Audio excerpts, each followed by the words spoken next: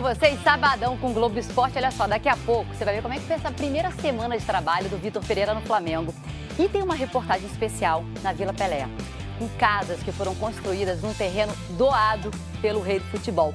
Mas para começar, vou começar falando do Vasco. Vasco que segue no mercado, ó, contratando um jogador atrás do outro. Uma boa grana já foi investida.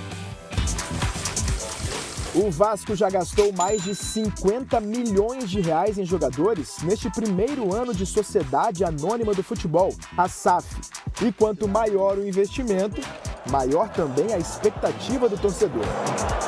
A ideia é que a gente, todos nós, comissão, clube, a torcida, consiga controlar a expectativa e nessas primeiras semanas se ater muito mais ao rendimento do que propriamente aos resultados, né? Pode tudo funcionar para essa temporada? Pode, mas não é o normal no futebol. O futebol não tem receita pronta. Pode ser que o Vasco encaixe nesse primeiro momento e faça uma ótima temporada. Mas é natural que haja alguns ajustes também nas próximas janelas, por mais que o Vasco vá com força ao mercado nesse primeiro momento. Até agora o Vasco contratou 6 reforços. Os zagueiros Léo e Robson Bambu, os laterais Lucas Piton e Puma Rodrigues, o meia De Luca e o atacante Pedro Raul. Mas para o torcedor vascaíno que mora no Rio, ver o primeiro jogo deles em campo, vai ter que fazer as malas e encarar uma viagem de 6.700 quilômetros. É porque o Vasco vai fazer 2 amistosos na Flórida, nos Estados Unidos. Dia 18 de janeiro contra o River Plate da Argentina e dia 21 contra o Inter Miami, equipe que tem como dono o ex-jogador inglês David Beckham. Vai ser muito bom pra gente como pré-temporada. Creio que a gente vai se conhecendo cada vez mais, o professor vai poder colocar mais o trabalho dele em campo. Então, creio que vai ser muito importante esses 2 jogos. O Vasco viaja para os Estados Unidos um dia antes da estreia no Campeonato Carioca. O time principal não vai jogar as 3 primeiras rodadas do estadual, contra Madureira, Audax e Botafogo. O técnico Maurício Barbieri só vai fazer a estreia dele oficialmente na 4ª rodada, no dia 26, contra a Portuguesa. São alguns primeiros meses e jogos para a gente construir uma base sólida para que a gente consiga efetivamente daqui um tempo mais próximo de abril ter uma equipe mais consolidada, mais pronta para encarar os desafios de frente. E olha só, se 2022 foi um bom ano para o Fluminense, claro que agora o técnico Diniz quer mais, né? Quer preparar o time para que 2023 seja melhor ainda. Primeiro desafio é o seguinte, defender o título carioca. O clima é leve nos bastidores do Fluminense. O técnico Fernando Diniz brinca com todo mundo, não importa se é veterano ou recém-chegado.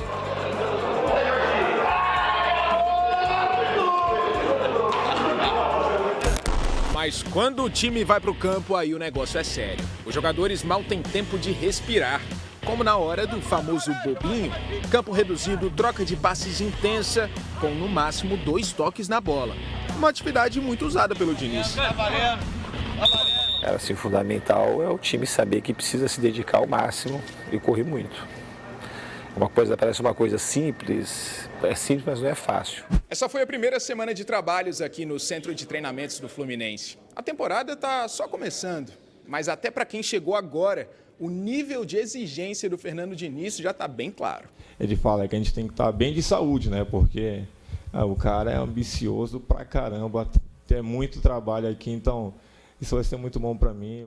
O zagueiro Vitor Mendes é um dos reforços do Flu. Tem 23 anos e vem emprestado até o fim da temporada. Ele é jogador do Atlético Mineiro e nos últimos 2 anos defendeu o Juventude, também como empréstimo.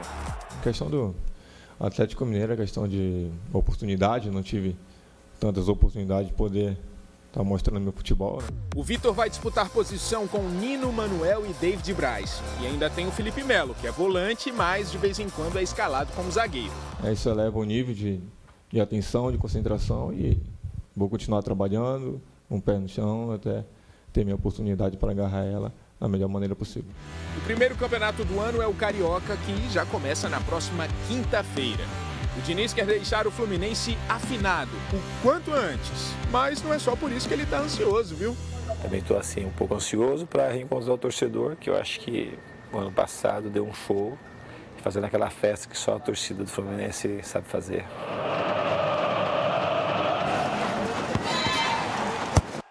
Moleques de Xerém, um apelido apelido que já virou uma marca. Ontem na Copinha, a garotada do Fluminense honrou a fama pro azar do Imperatriz do Maranhão. Logo aos 4 minutos, o camisa 10 Arthur bateu falta e ninguém tocou na bola. 1-0. Mais 4 minutos, Jefté bateu escanteio, o goleiro Ricardo passou direto e o Isaac ampliou de cabeça. Depois, o João Lourenço recebeu e conduziu a bola. Olha como ele é liso, ó. Tabelou com Isaac e chutou. João Lourenço, 3-0 Flu. O Imperatriz não conseguia respirar.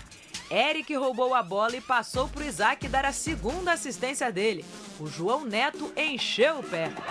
As crias do Xerém estão demais! Quarto gol do Fluminense em 30 minutos, tudo no primeiro tempo. Agora é ver o que o professor tem para falar, para a gente continuar nesse ritmo aí e meter mais gols se der. E não é que deu? O Jefté bateu o segundo escanteio que terminou em gol. Dessa vez, cabeçada do Gustavo Lobo. 5-0. Aí, o Luan Brito entrou aos 18 do segundo tempo e com 9 minutos em campo fez o dele. Fluminense classificado para a próxima fase 6, Imperatriz 0. O Luan Brito tem 20 anos e está muito perto de fechar com o Porto de Portugal. Tá tudo caminhando para ele ir embora logo depois da Copinha. Afinal, ele faz parte dos moleques de Xerém, marca de uma fábrica de talentos tipo exportação. Olha só, o Botafogo que tá de férias não tá parado não, viu? O clube oficializou a chegada do Marlon Freitas. Marlon Freitas, que é volante, criado na base do Fluminense, tem 27 anos e estava no Atlético Goianiense. O contrato do Marlon com o Botafogo vai até o final de 2025. As férias do clube vão acabar já, hein? Na segunda-feira. Cristiano Ronaldo tá de clube novo, né? O português agora é o jogador mais bem pago do mundo. Sim! Vai receber R$1 bilhão, com B mesmo, tá? Por ano no Al Nassr, da Arábia Saudita. Ontem, pela primeira vez, o CR7 assistiu ao time dele jogar. Na torcida tinha bandeirão, camiseta, cartaz pra ele. E então, quem brilhou foi um brasileiro. O Anderson Talisca, que jogou no Bahia e no Benfica de Portugal, fez de cabeça o primeiro gol em cima do Altair. O Cristiano curtiu. No segundo tempo, o goleiro colombiano Ospina, que jogou 2 Copas do Mundo, deu um chutão que virou assistência para o Talisca fazer 2-0. O atacante brasileiro foi até fingir que engraxava a chuteira do goleirão. O Al Nassr do Cristiano Ronaldo lidera o Sauditão e o artilheiro da competição é o Talisca, com 11 gols. Essa engraxada na chuteira foi boa, né? Ó, daqui a pouco eu vou te mostrar como foi a primeira semana do Vitor Pereira no Flamengo. O técnico já começou a trabalhar para dar aquela cara dele ao time, né? Me diz uma coisa, o que você acha que vai acontecer nesse lance? Já te conto.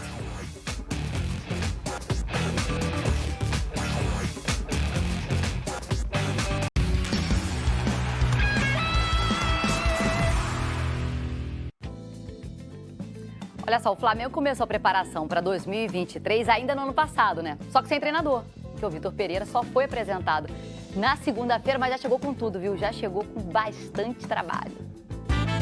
Uma semana de treinos. Por enquanto, foi o tempo que Vitor Pereira teve junto aos comandados de Flamengo.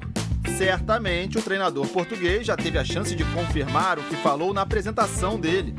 Forma ambiciosa como apresentaram o projeto, foi uma das razões de eu perceber que, de facto, isto era um projeto que eu tinha que agarrar, e a qualidade do plantel, a qualidade do elenco. Vitor Pereira já convive de perto com essa qualidade. Todos à disposição diariamente para o português fazer o que gosta. Eu gosto de um jogo, de facto, agressivo, impressionante, um jogo de posse, um jogo de domínio. E foi essa também foi uma ilusão ou uma das ilusões, uma das ambições que me trouxeram ao Flamengo. O Flamengo que se apresenta a Vitor Pereira é praticamente o mesmo do ano passado. Entre os que saíram, nenhum grande prejuízo para o estilo de jogo que o português busca. Quem chegou, vem para ser titular. Gerson, por enquanto, é a única contratação entre os jogadores. Difícil imaginar o Coringa barrado. É um jogador que vai acrescentar qualidade, não tenho dúvida absolutamente nenhuma. Alinhados na nossa pretensão, de subir ainda mais um nível de competitivo. Feliz por poder contar com ele. Dos que foram embora, Rodinei é o único que terminou o ano passado como titular. Diego se aposentou. Diego Alves não vinha jogando. Hugo Souza está de saída e deve ir para o Vissel Kobe do Japão. Agora o Flamengo vai atrás de outro goleiro. O clube tenta a contratação de Agustín Rossi, do Boca Juniors. O cenário que se desenha para 2023 é de opções de altíssimo nível no time. Que tal uma equipe titular com Santos, Varela, Davi Luiz, Léo Pereira, Felipe Luiz, João Gomes, Gerson, Arrascaeta, Everton Ribeiro, Gabigol e Pedro? E na reserva, Hugo Souza, Agustín Rossi, Mateuzinho, Fabrício Bruno, Pablo, Ayrton Lucas, Thiago Maia, Pulgar, Vidal, Matheus França, Cebolinha e Marinho. Sobrariam ainda Rodrigo Caio, Vitor Hugo e Bruno Henrique. Escalações que por enquanto são meramente ilustrativas, mas que em breve serão realidades de muita qualidade para Vitor Pereira. Inacreditável Futebol Clube! Já sabe, né? Quando essa vinheta aparece na sua tela, tá na hora de assistir aqueles gols perdidos bizarros que quase todo mundo faria. A bola e o gol aberto sem goleiro, ele bateu pra fora! O mais novo membro do Inacreditável Futebol Clube vem da Copinha. Rian Augusto Freitas, 20 anos, meio campo do Porto Vitória do Espírito Santo. Ele tem um apelido um tanto curioso, Tanguinha. Um detalhe, eu vim aqui no banco de reservas perguntar o porquê Tanguinha. Aí disseram porque o apelido do pai era Calcinha. Ai, meu Deus do céu, onde é que isso vai parar? O pai era o Calcinha e o filho é o Tanguinha. Contra o Fluminense na primeira rodada, o Tanguinha entrou e foi ovacionado pela torcida.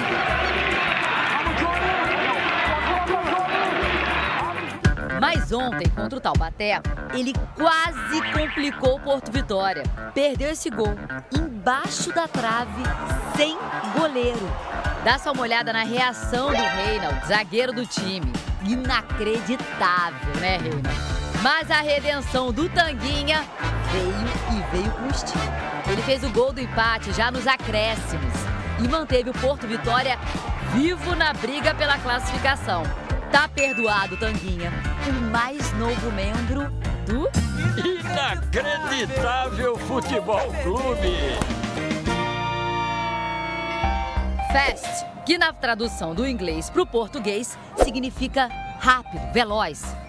Na Copinha também é o nome de um time de Manaus, o Nacional Fast Clube. O Fast mostrou toda a sua velocidade contra o Corinthians.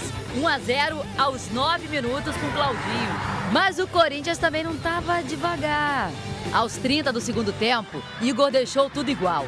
E aí, meu amigo, apenas 2 minutos depois, veio esse lance bizarro. Bate-rebate na área, o zagueiro Cordeiro chutou contra o próprio gol e quase marcou. A bola beijou a trave e sobrou para o Felipe Augusto virar o jogo para o Corinthians. O Felipe fez o terceiro pouco tempo depois. 3-1 para o Corinthians. Já você vai conhecer a Vila Pelé. Foi construída num terreno doado pelo rei do futebol.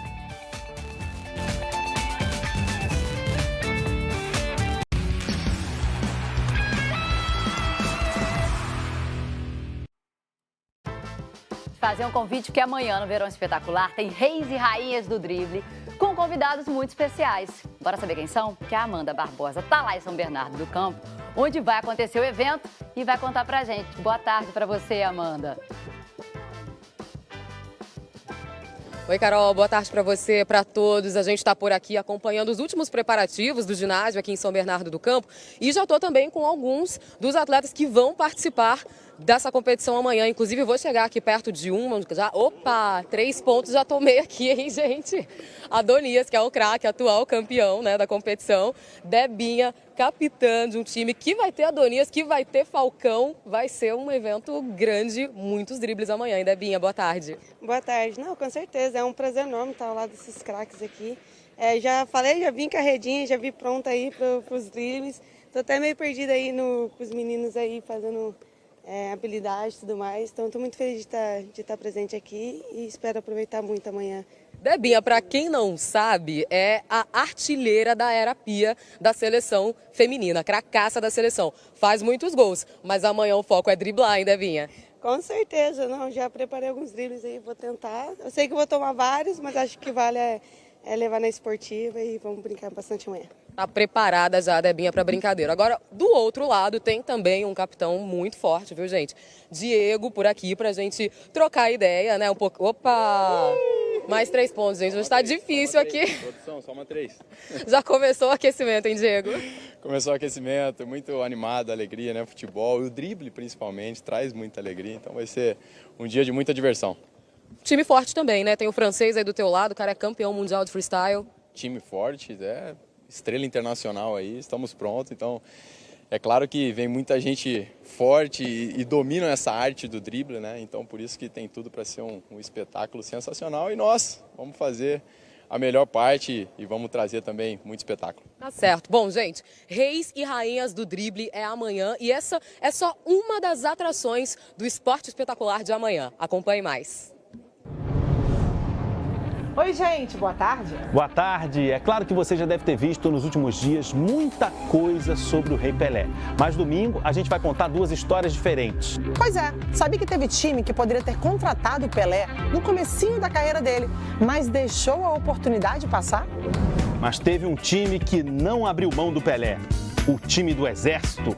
O Pelé, ou melhor, o Soldado Nascimento, prestou serviço militar depois da Copa de 58. E o Esporte Espetacular tem uma entrevista exclusiva com o tenista Rafael Nadal. É depois do Auto Esporte. Amanhã esperamos vocês. Até lá. Na Superliga, o duelo entre Cruzeiro e Rede Cuca mostrou a diferença entre os 2 times na tabela. Líder, o Cruzeiro não teve problemas para fazer 3-0 no Lanterna. Na jogada da partida foi essa do Uriarte. Salvou a bola com o pé direito para o ponto do Otávio. Otávio acelera o braço lá no fundo, é ponto do Cruzeiro. E que recuperação! Com a vitória, o Cruzeiro segue firme na liderança com 34 pontos. O time cearense ainda não pontuou, perdeu todas as 11 partidas. Já Campinas e São José foi bem mais disputado. Campinas venceu os 2 primeiros sets. Ponto pro Campinas! Fecha o segundo set, 25-20. Aí o Douglas Souza brilhou. 30 pontos para ele. E o São José virou. Douglas! Fecha o jogo pro São José! Você agora vai conhecer a Vila Pelé, que foi criada depois que o rei do futebol cedeu um terreno para a construção de casas para famílias que até então moravam acampadas.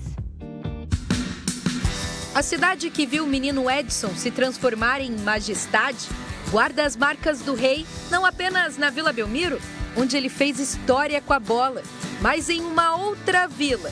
E ali ele marcou a história de várias famílias, com uma atitude digna de uma realeza. Ele não foi rei de futebol, ele foi o rei de futebol e o rei da habitação. No limite entre Santos e São Vicente, uma vila. Cerca de 300 famílias moram no local e ela tem a honra de levar o nome do maior jogador de todos os tempos. Vila Pelé. Vila Pelé, aqui é Vila Pelé. Vila Pelé. Quem olha essa vila cheia de casas construídas, nem imagina que lá na década de 90, tudo isso daqui era um manguezal. Os donos dessa terra, um grupo de acionistas. O acionista majoritário, um tal de Edson Arantes do Nascimento. O restante dessa história, os moradores aqui da vila contam pra gente. Não tinha asfalto, os postes, alguns postes de madeira, pouca fiação. Nada. Como que era? Só terra vazia aqui. Era acampamentos de lona mesmo, aqueles conhecidos como os sem terra, né? A gente fazia as barracas de lona e tudo mais e ficava ali para não perder a posse do terreno. A dona Lindomar também estava lá naquele tempo. Ela não mora na Vila Pelé, mas na época era presidente do movimento e participou de uma reunião com o rei. Ele ligou para minha casa, ele falou, é Lindomar, né? Eu falei, sim, Lindomar, aqui é o Pelé. Eu estou ligando para a senhora para combinar com o meu advogado para a gente poder conversar sobre a doação desse terreno. Gente, eu fiquei assim, pasma, eu falei, não, é mentira, eu não acredito que o rei ligou para minha casa. Aí ele veio, tem até a foto aí, ele na prefeitura, assinando essa documentação pra gente. E ele nos doou o terreno para que nós pudéssemos construir a nossa casa, ou seja, o sonho da nossa vida, né? E graças ao Pelé, hoje eu tenho a minha casa e eu sou muito grata a ele. As famílias que hoje moram na vila tiveram que pagar um valor simbólico para a prefeitura, mas esse passo só foi possível porque o rei Pelé resolveu doar a terra. Ele tinha um grande terreno na zona noroeste, numa das áreas de maior vulnerabilidade social. Ele comprou esse terreno e ele comprou para doar para um conjunto habitacional. Tirando aquelas crianças da rua, tirando aquelas crianças do mangue que estavam ali, senhoras que estavam precisando de moradia, ele foi até lá ainda para ver. Ele falou, eu vou até lá, eu quero ver como é que está esse terreno. Quando ele viu do jeito que estava, por isso que ele falou, eu vou ajudar vocês nesta construção dessas casas. Ele doou a terra para nós, basicamente, né? Porque uma terra não custava só esse dinheiro, não. Depois de anos de luta, fica o orgulho, não só da moradora santista. Lá atrás, 30 anos atrás, eu jamais imaginei que hoje eu estaria assim, num teto, criando meus filhos, confortável. Mas de cada um dessa vila, por morar aqui, na terra que um dia foi dele, mas que hoje pertence aos seus admiradores, ou melhor, súditos de um rei que mais uma vez marcou bonito a vida de cada um desses moradores. Obrigado, Pelé, pelo que fez por nós. Muito bom conhecer essa história, né? E olha só, uma notícia que saiu há pouco, o técnico Didier Deschamps renovou o contrato para comandar a seleção da França até a Copa do Mundo de 2026. Lembra, ele está no cargo desde 2012, foi campeão mundial em 2018 e foi vice na Copa do Catar quando perdeu para a Argentina. Agora me diz uma coisa, imagine começar a praticar um esporte ou fazer qualquer outra coisa aos 74 anos. Vou te falar, sempre há tempo. Olha só a história do seu João Alberto.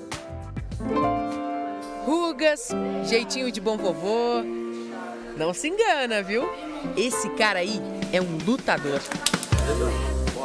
Meu nome é João, eu tenho 74 anos, eu sou lutador de Muay Thai.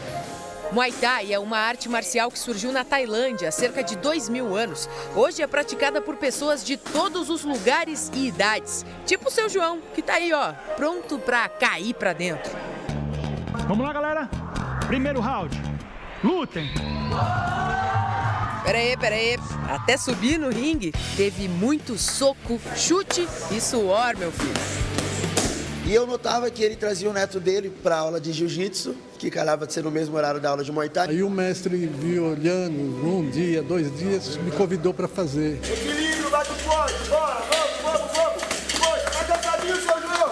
No dia seguinte eu fiz o treino experimental, me apaixonei, já saí, já sentei lá na secretaria, já fiz a minha matrícula e desde então até hoje eu estou vindo aí fazer. A rotina diária do João na academia é essa: enfaixar, alongar e suar. 7, 8, 9, 7.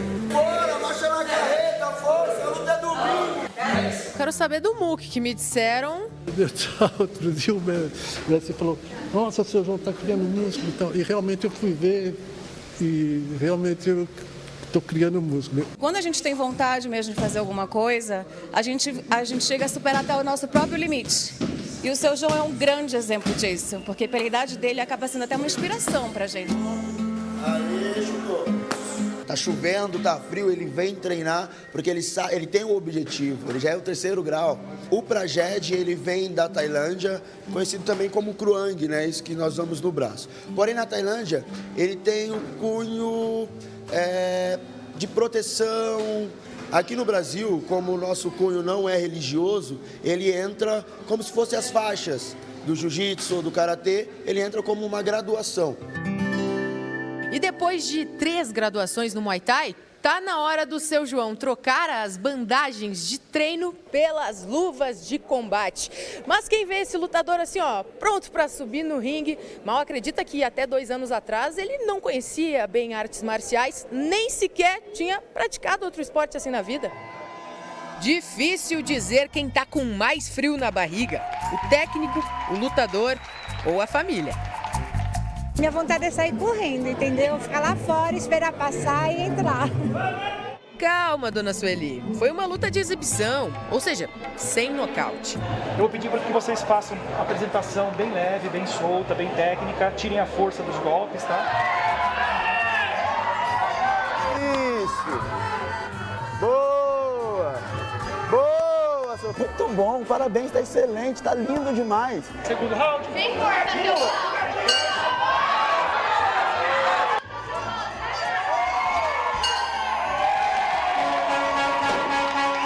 A luta terminou com 2 vencedores, seu João e seu Paulo, de 64 anos. Um empate que nunca foi tão comemorado na história do Muay Thai brasileiro. Nossa, a adrenalina danada. É um combate, né? Então a gente pensa em primeira coisa que os dois saiam felizes, contentes, que as famílias fiquem felizes, para que a gente possa promover o esporte de maneira saudável, né? A gente está mostrando com isso que não existe idade para começar. É só querer que vai lá e consegue. E é muito gratificante tudo isso. Vale a pena o esforço. Que demais, gente. Olha, hoje tem Copinha o dia inteiro no Sport TV, às 7h30 da noite. Tem Vasco contra Ercílio Luz de Santa Catarina. Eu te vejo na segunda-feira. Bom fim de semana. Um beijo e bora ser feliz.